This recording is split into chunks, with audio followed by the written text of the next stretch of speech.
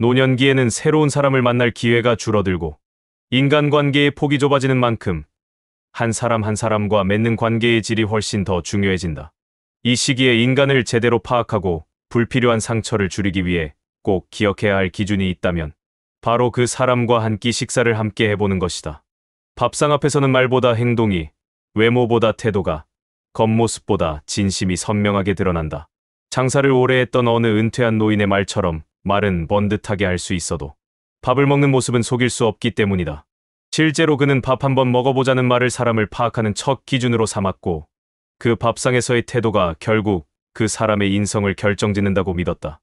예를 들어 예의 바르고 깍듯했던 한 사업 제안자는 밥상 앞에서 종업원에게 툴툴거리며 무례하게 행동했고 국물 맛이 마음에 안 든다며 인상을 찌푸리고 남긴 음식을 직원 탓으로 돌리는 모습을 보였다. 그 모습을 보고 그는 즉시 이 사람과는 일하지 말아야겠다는 결론을 내렸다. 반대로 손녀딸과 함께 밥을 먹었던 날, 그 손녀의 세심한 배려와 칭찬, 할머니를 향한 따뜻한 말과 행동은 사람의 진심이 어떤 상황에서 빛나는지를 보여주었다.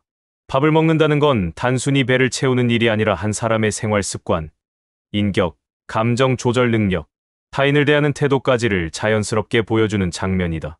밥상에서 인내심이 부족한 사람은 인생에서도 조급하게 굴고 관계에서도 불화를 일으키는 경우가 많고 반면 불편한 상황도 웃음으로 넘기며 대화를 이끌어 나가는 사람은 대체로 위기 상황에서도 중심을 잡을 줄 안다. 또한 식당 종업원이나 자신보다 약하다고 생각하는 사람에게 어떻게 행동하는지도 밥상에서 명확히 드러난다. 반말을 하거나 무시하는 말투로 불쾌함을 주는 사람은 결국 진심으로 타인을 존중할 줄 모르는 사람이고 반대로 종업원에게도 예의 바르고 공손하게 대하며 감사합니다라는 말을 전하는 사람은 인간관계에서도 신뢰할 수 있는 인물일 가능성이 크다. 심지어 반찬을 나눠주는 행동, 물을 따라주는 손짓, 이거 드셔보세요라고 먼저 말하는 사소한 배려 하나하나가 그 사람의 품성과 배려심을 보여준다. 감사의 말 한마디 없이 식사를 마치고 불편함을 있는 그대로 드러내는 사람은 삶 전반에서도 타인을 배려하지 못하는 경우가 많다. 식사 자리는 단순한 식사의 공간이 아니라 관계의 성숙도를 보여주는 거울이며 식사의 태도에서 삶의 리듬과 정서적 안정감, 그리고 공감 능력까지도 이룰 수 있다. 천천히 대화를 이어가며 함께 식사를 즐기는 사람은 대체로 관계에서도 조화롭고 따뜻한 에너지를 주는 반면 불평을 쏟아내거나 혼자만의 속도로 급하게 먹는 사람은 인생 전반에서도 상대를 배려하지 못하는 경우가 많다. 결국 같이 밥을 먹는 것이 불편한 사람과는 인생의 어느 지점에서도 함께하기 어렵다는 결론에 도달하게 된다. 다시 말해, 밥 한 끼의 자리에서도 서로의 감정이 조율되지 않는다면 그 관계는 이미 일방적 감정 노동 위에 놓인 불균형한 관계일 수밖에 없다. 그래서 노년기에는 더욱 신중해야 한다. 밥을 함께 먹고도 마음이 편한 사람인지 아닌지를 먼저 살펴보는 것이 관계를 맺기 위한 가장 현실적이고도 따뜻한 기준이 될 수 있다. 그 한 끼 식사 속에는 그 사람의 진심, 생활 방식, 타인에 대한 태도, 관계를 지속하려는 의지까지 고스란히 담겨 있기 때문이다. 말을 많이 듣고 이력서를 들춰보기보다 밥부터 같이 먹어보자는 제안이 오히려 가장 지혜로운 첫걸음이 된다. 밥상은 거짓말을 하지 않는다. 그리고 진짜 마음은 결국 숟가락질에서 다 드러난다. 노년기에 접어들면 감정의 파장과 여운이 더욱 길어지고 작은 상처 하나도 깊게 남는 법입니다. 그렇기 때문에 타인의 말 한마디, 행동 하나가 주는 인상은 젊었을 때보다 훨씬 더 강렬하게 기억되고 관계를 결정짓는 요소가 됩니다. 특히 밥을 먹는 자리에서 드러나는 사소한 행동들은 그 사람의 인격과 배려심을 가늠하는 가장 확실한 기준이 됩니다. 이를테면 식사 도중 누군가가 조용히 앞자리에 있는 숟가락을 건네주거나 반찬을 덜어주며 뜨거우니 천천히 드세요라고 말하는 모습은 작은 행동이지만 큰 인격을 보여주는 장면입니다. 반면 음식을 먹기 전에 아무 말 없이 젓가락을 내밀고 국이 짜다고 인상을 찌푸리거나 종업원에게 반말을 섞어 무심하게 주문을 한다면 그 사람의 무의식적 태도와 관계 맺는 방식이 그대로 드러납니다. 노인은 이런 행동들을 그냥 흘려보내지 않습니다. 아무렇지 않게 지나갈 수 있는 말투나 제스처 하나에서도 상대방이 사람을 어떻게 대하는지를 느낍니다. 특히 오랜 인생을 살아오며 겪은 경험들이 축적되어 있는 노년기에는 상대방의 말보다 행동을 더 신뢰하고 거기서 진심을 읽어내려는 경향이 강합니다. 그리고 그 진심은 대부분 밥상처럼 무심한 자리에서 더 쉽게 드러납니다. 한 70대 어르신은 나는 숟가락 하나 챙기는 손길에서 그 사람을 믿을 수 있는지 아닌지를 본다고 말했습니다. 아무리 오래 알고 지낸 사람이라도 어느 날 불쑥 무례한 말투를 쓰거나 자신만을 챙기는 모습이 보이면 그동안 쌓였던 신뢰도 순식간에 무너질 수 있습니다. 예를 들어 오래된 친구와의 모임에서 평소 웃고 지내던 사람이 종업원에게 무심코 야, 여기 물 좀 하고 반말을 던지는 모습을 봤을 때 그동안 몰랐던 무례함이 새삼스럽게 눈에 들어오고 그날 이후로 서서히 마음이 멀어졌다는 이야기를 흔히 들을 수 있습니다. 또 어떤 어르신은 손자와 외식을 하던 중 손자가 스마트폰을 만지며 무심하게 식사를 하거나 할머니가 챙겨준 반찬에 이건 싫어라며 인상을 찌푸리는 모습을 보고 크게 실망했다고 합니다. 그는 그날 이후 손자의 행동 하나하나가 마음에 걸려 가까운 사이임에도 다시 식사 자리를 마련하는 데 주저함을 느꼈다고 털어놓았습니다. 노년의 인간관계는 감정보다 더 예민한 균형 위에 놓여 있습니다. 그리고 그 균형은 말보다 작고 일상적인 행동에서 깨지기 쉽습니다. 밥상에서의 무례는 단지 식사 분위기를 망치는 것에 그치지 않고 관계 자체를 위협하고 오래된 인연까지 단절시키는 원인이 될 수 있습니다. 그래서 우리는 노년기에 더더욱 상대의 작은 행동을 주의 깊게 바라보게 되고 그 속에서 그 사람의 품격과 진심을 판별하게 됩니다. 결국 큰 인격은 화려한 언변에서 나오는 것이 아니라 함께 밥을 먹을 때의 작은 배려에서 비롯됩니다. 그리고 노년기에 그 작고 따뜻한 배려는 무엇보다 소중하고 삶의 품격을 지켜주는 중요한 가치로 남게 됩니다. 노년기에 접어들수록 인간관계에서 가장 중요하게 여겨지는 기준은 편안함입니다. 젊을 때는 비즈니스나 사회적 필요에 의해 억지로 관계를 이어가기도 하고 불편한 사람과도 어울리는 일이 잦습니다. 하지만 나이가 들면 더 이상 그런 관계에 에너지를 소모하고 싶지 않습니다. 그 대신 마음이 통하고 긴장이 없는 사람과의 만남을 더 소중히 여기게 됩니다. 이 편안함이 가장 잘 드러나는 곳이 바로 밥상머리입니다. 같이 밥을 먹는 시간이 자연스럽고 말 없이 있어도 부담스럽지 않으며 대화가 끊겨도 어색하지 않은 사람. 이런 관계가 노년기엔 무엇보다 값진 인연입니다. 특히 밥상은 인내와 배려, 여유가 필요한 공간입니다. 음식이 늦게 나와도 웃으며 기다릴 수 있는 사람, 내 반찬을 챙겨주며 이거 좋아하시죠?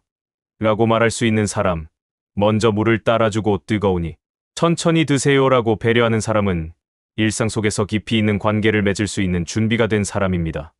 반대로 음식을 먹는 내내 핸드폰만 들여다보거나 본인 이야기만 늘어놓고 상대의 말에는 시큰둥한 사람과의 식사는 피로만 남깁니다.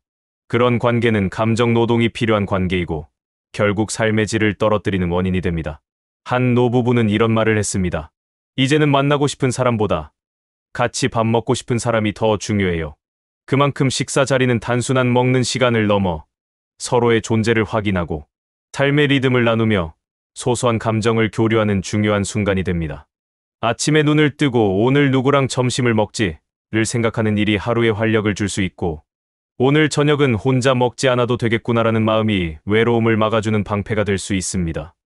노년기에 같이 밥 먹고 싶은 사람이 있다는 건 단순한 인간관계를 넘어 정서적 안정과 삶의 균형을 가져다주는 중요한 요소입니다. 그 사람과의 식사 자리는 대단한 주제가 없어도 좋고 침묵이 있어도 괜찮으며 때론 웃음만 나누는 시간이더라도 충분한 가치가 있습니다. 결국 인생의 황혼에 남는 건 관계의 깊이가 아니라 함께한 시간의 편안함입니다. 그러니 지금 옆에 있는 사람이 밥상머리에서 웃게 해주는 사람인지 마음이 가벼워지는 사람인지 살펴보세요. 그 사람이야말로 노년기의 진짜 인연입니다. 노년의 외로움은 단순히 혼자 있는 시간에서 오는 것이 아닙니다. 진짜 외로움은 누군가와 함께 있음에도 불구하고 마음이 닿지 않는 순간에서 시작됩니다. 밥상머리에 나란히 앉아 있지만 대화는 없고 서로의 말에 관심도 없으며 눈빛 한 번 마주치지 않는 식사 시간. 이런 시간은 차라리 혼자 조용히 밥을 먹는 것보다 더 공허하고 더 외롭게 느껴집니다. 식사는 배를 채우는 일이기도 하지만 그보다 더 중요한 것은 감정을 나누는 시간입니다. 노년기에 밥을 함께 먹는다는 것은 하루 중 가장 따뜻한 시간을 누군가와 함께하겠다는 의미입니다. 그 시간이 무미건조하거나 감정이 닿지 않는 사람과의 자리라면 오히려 삶의 의욕을 떨어뜨리는 시간이 되어버릴 수 있습니다. 어떤 이들은 혼자 식사하는 것이 싫어 억지로 사람들과 모임을 갖지만 그 모임이 단순한 형식적 모임에 불과하다면 남는 건 피로감뿐입니다. 상대는 내 말에 관심이 없고 내 삶을 궁금해하지 않으며 그냥 의례적으로 자리를 채우기 위해 앉아 있다면 그 식사는 마음에 어떤 위로도 주지 못합니다. 함께 있어도 외로운 식사. 그것이야말로 노년기에 가장 피해야 할 순간입니다. 반대로 꼭 많은 말을 하지 않아도 조용히 함께 밥을 먹으면서도 서로의 존재를 느끼게 해주는 사람이 있습니다. 국을 건네줄 때 뜨거우니까 조심해요라는 한마디, 식사 후 잘 먹었어요라는 짧은 인사, 눈을 마주치며 미소 짓는 표정. 이런 작고 따뜻한 배려들이 모여 밥 한 끼가 마음의 양식이 됩니다. 결국 노년의 식사는 끼니 그 자체보다 정서적 교감의 시간이 되어야 합니다. 그리고 누구와 함께 밥을 먹느냐는 그 사람과 어떤 인생을 나눌 수 있는지를 보여주는 기준이기도 합니다. 음식을 나누며 감정을 나누고 침묵 속에서도 마음이 통하는 사람. 그런 사람과의 식사가 바로 노년의 품격 있는 삶을 만들어가는 시작점입니다. 그러니 이제는 혼자 먹는 밥이 외로운 게 아니라 감정 없이 누군가와 먹는 밥이 더 외로운 법임을 기억하세요. 마음을 지치게 하는 관계는 식사조차 무미건조하게 만들고 삶을 허전하게 합니다. 반면 진심 어린 식탁은 단 한 끼라도 하루 전체를 따뜻하게 채울 수 있습니다. 노년의 식사는 배보다 마음을 채워야 하며 함께 식사할 사람을 고르는 기준이 곧 삶의 품격을 말해줍니다. 노년기에 접어들면 많은 이들이 혼자 밥을 먹는 것을 외롭고 쓸쓸한 일로 여깁니다. 특히 배우자를 먼저 떠나보냈거나 자녀들이 독립해 나가면서 집이 조용해지고 오랜 친구들마저 하나둘 연락이 뜸해질 때 식탁에 혼자 앉는 순간이 더욱 공허하게 느껴질 수 있습니다. 그러나 정말 중요한 것은 혼자라는 물리적인 상태가 아니라 그 시간을 어떻게 보내느냐입니다. 실제로 혼밥을 스스로의 루틴으로 받아들이고 기분 좋게 나를 위한 식사를 준비할 줄 아는 사람은 외로움보다 자존감과 심리적 안정감이 높게 유지되는 경향이 있습니다. 한 60대 남성의 사례를 들어볼 수 있습니다. 그는 은퇴 후 혼자 사는 생활이 처음엔 낯설고 불안했다고 합니다. 처음 몇 달은 대충 도시락이나 편의점 음식으로 끼니를 때웠지만 어느 날 아침 찬장에서 먼지가 쌓인 된장국 냄비를 꺼내 정성스럽게 밥상을 차려보며 큰 전환점을 맞았습니다. 그날 이후 그는 매일 아침 7시에 일어나 라디오를 틀어놓고 간단하지만 정성 가득한 밥상을 스스로 준비합니다. 된장국 한 그릇, 계란 후라이 하나, 김치 한 접시. 메뉴는 소박하지만 나를 위한 밥상이라는 사실이 그에게 안정감을 줍니다. 그는 이렇게 말합니다. 혼자 먹는 밥이 외롭다는 말, 난 이해가 안 됩니다. 내가 나를 위해 정성 들인 밥은 그 어떤 사람과 먹는 밥보다 따뜻했거든요. 이처럼 혼밥은 고립이 아니라 자기 자신과의 연결이며 스스로를 돌보는 삶의 중심이 될 수 있습니다. 노년기에는 오히려 이런 혼밥 루틴이 건강한 정서 관리의 핵심이 되기도 합니다. 누구의 눈치를 보지 않고 내가 먹고 싶은 것을 먹고 내가 좋아하는 분위기에서 식사하며 하루를 마무리하거나 시작하는 시간은 혼자 있음의 품격을 보여주는 일입니다. 또한 혼밥은 자율적인 생활 리듬을 형성하는 데도 도움이 됩니다. 노년기에 들어서면 수면 리듬, 활동 시간 등이 달라지면서 불규칙한 생활에 빠지기 쉬운데 하루에 정해진 시간에 혼밥을 준비하고 먹는 루틴을 가지면 일상의 중심을 잡고 불안을 줄이는 효과를 줍니다. 오늘 뭐 해 먹지? 를 고민하는 과정에서 생기는 선택의 기쁨, 장을 보며 직접 고른 식재료의 감촉, 반찬을 준비하며 느끼는 성취감은 모두 삶의 소소한 만족을 이루는 요소입니다. 한편 혼자 밥을 먹는다고 해서 관계 단절을 의미하지는 않습니다. 혼밥을 잘하는 사람은 오히려 인간관계에서도 독립적이고 건강한 경계를 유지할 줄 아는 사람입니다. 주변 사람들과 억지로 만남을 유지하지 않고 필요한 만큼의 거리와 시간을 두며 때로는 스스로의 감정을 다스릴 줄 아는 내적 안정성을 가지고 있기 때문입니다. 또한 노년기 혼밥은 진짜 자기 돌봄 셀프케어의 시간이 되기도 합니다. 음식을 고르고 요리하고 식탁을 차리고 앉아 조용히 식사하며 자신에게 집중하는 시간은 단순한 끼니 해결이 아니라 자기 자신에 대한 사랑과 존중의 표현입니다. 반대로 아무리 많은 사람들과 식사를 해도 마음이 불편하거나 억지로 끌려 나온 자리는 오히려 더 깊은 외로움을 안겨주곤 합니다.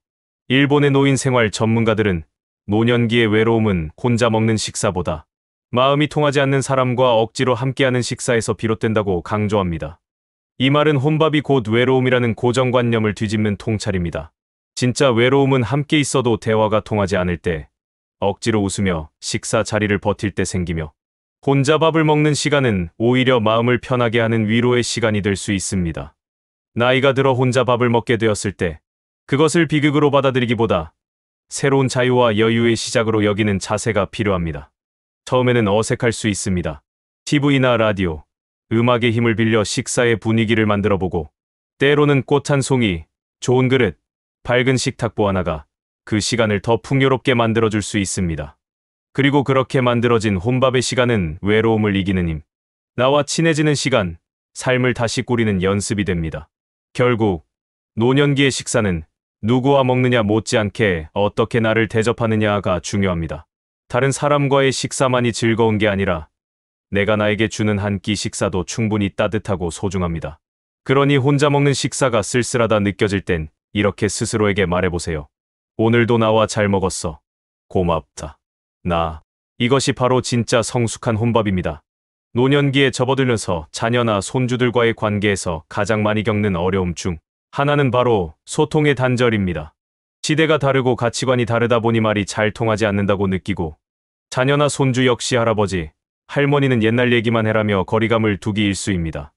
그런데 이처럼 멀어져가는 세대 간의 거리, 사실 아주 작고 평범한 공간에서 좁혀질 수 있습니다. 바로 밥상머리에서입니다. 식사는 단순히 끼니를 해결하는 시간이 아닙니다. 식탁은 자연스럽게 서로의 눈을 마주볼 수 있는 자리, 스마트폰을 내려놓고 온전히 대화를 나눌 수 있는 드문 순간이기도 합니다. 밥을 같이 먹는다는 것은 말하지 않아도 서로에 대한 존재의 확인이고 음식을 함께 나눈다는 행위는 무의식 중에 정서적 유대를 쌓는 행위입니다. 특히 노년기에는 무언가를 가르치고 충고하려는 태도보다는 함께 밥을 먹으며 듣고 공감하는 태도가 자녀 손주 세대와의 소통에 훨씬 효과적입니다. 옛날엔 말이야로 시작되는 무거운 훈계보다는 반찬 하나를 계기로 자연스럽게 풀리는 이야기, 옛 사진 속 인물에 대한 회상, 손주의 사소한 고민에 귀를 기울이는 태도가 훨씬 더 깊은 관계를 만들어냅니다. 예를 들어 한 할머니는 손주와 함께 식사하던 자리에서 김치찌개, 너무 매워요라는 손주의 말에 옛날엔 이게 제일 맛있는 음식이었단다. 여름에 땀 뻘뻘 흘리면서 먹으면 기운이 확 나거든이라며 옛 이야기를 하나둘 풀어놓습니다. 손주는 그 이야기를 듣고 할머니는 어릴 때 뭘 제일 좋아했어요? 라고 되묻고 그렇게 시작된 이야기는 어느새 할머니의 어린 시절, 가족 이야기, 손주가 몰랐던 삶의 단면들로 이어집니다. 그리고 그날 이후 손주는 매주 토요일이면 할머니 집에 밥을 먹으러 오게 됩니다. 할머니 김치찌개 먹고 싶어요. 그렇게 밥상이 대화를 열고 인연을 이어주는 창이 된 것입니다.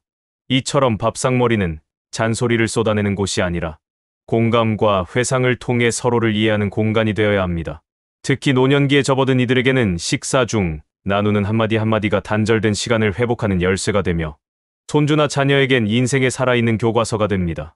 진심 어린 기억과 경험은 책이나 유튜브 영상보다 훨씬 더 오래 기억에 남고 따뜻한 감정을 남깁니다.